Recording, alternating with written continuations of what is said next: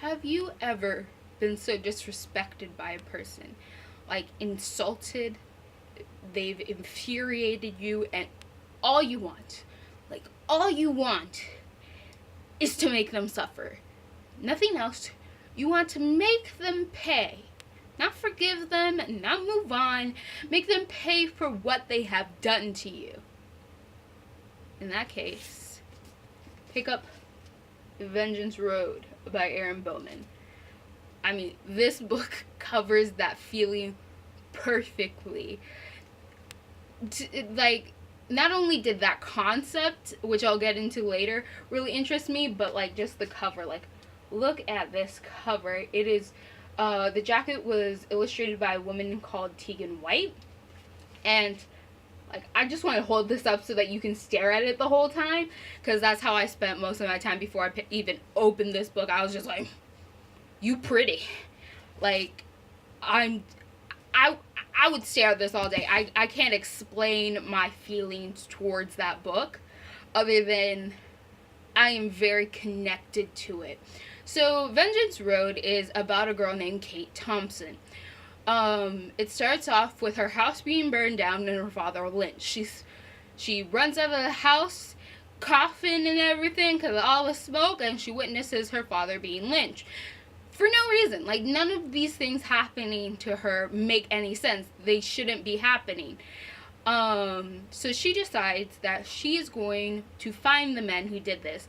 Like, all the different men that she saw, she's going to find out who it was. She's going to find them. And then she's going to kill them for revenge for her father. She's going to, like, reap her vengeance on everyone. Like, everyone's going to understand how disrespectful they were and pay the price for being so disrespectful. Like, that is her plan. That is the whole point of this book. And I love that. Like, and it sticks to it. This book is called Vengeance Road, and it sticks to that idea. So many revenge stories give up halfway through. They, like, go, oh no, you have to forgive and forget, you gotta move on, that sort of thing. And in this book, there is a character that does say that a lot to Kate, but Kate's like, no, dude. I grew up with my dad. He taught me how to shoot a gun. He taught me how to take care of myself. And they took him away from me. And I'm going to get them for that. Maybe I should just forgive, or I just forget and I should move on. But I know for me and for the person that I am, that's not going to fly. And these people need to pay for what they did. And she sticks to that. Like, she has internal struggles with different things, and her being sad that her father's gone, and her really trying to take into the fact that she's going to hold on to that, and her being angry all the time because of all these things that are happening.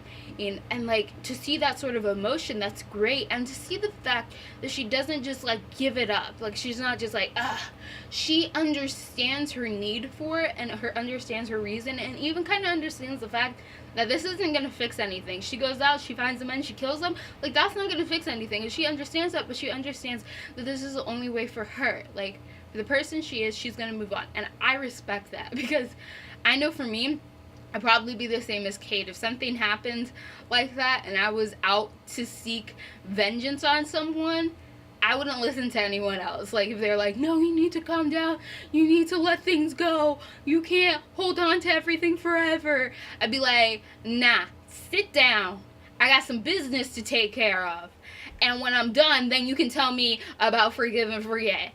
But first, they're gonna die. And I respect that. Like, I respect that, because that's how I would feel. And that's how I feel like so many would feel. And we can't just have books that let that drop off. So having a book that continues that, but also shows the different sides of, like, learning how to move on and not seeking out vengeance, and then showing, like, the results, how it hurts you internally, how it can screw with your mind, that's fabulous. This book is a Western, if you couldn't tell by the cover. I mean, there's, like, Colt, there's little skeletons, one's a human, one's a bull of some sort. Like, you know, like, this is a Western. Now, for me personally, I don't really enjoy Westerns. I didn't grow up on them. Those weren't my thing. However, I saw the cover, I thought it looked good, And when I read the book, I was really invested into it. It was really, really good.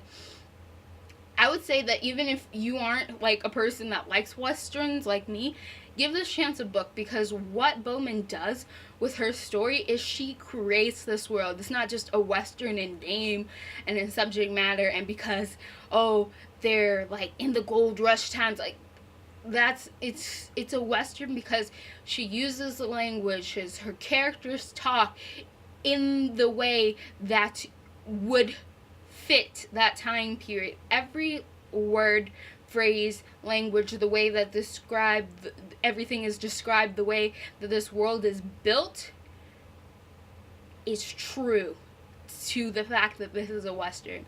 And I believe that's one of the hardest things that as a writer you can do, is to stay true to the subject matter of the book. That's why so many times there's inconsistencies in worlds and stuff.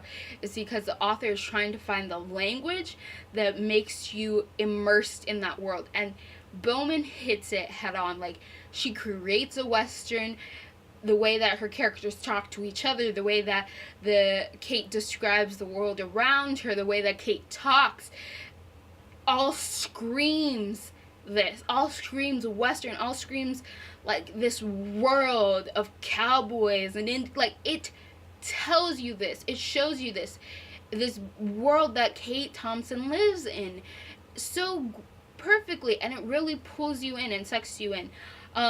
It's a very short book, in my opinion. It's only like 300 pages. Yeah, 300 pages.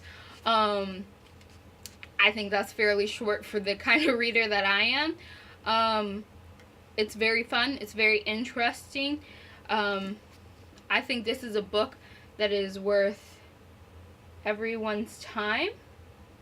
And I would say that you should give yourself a chance to enjoy a western.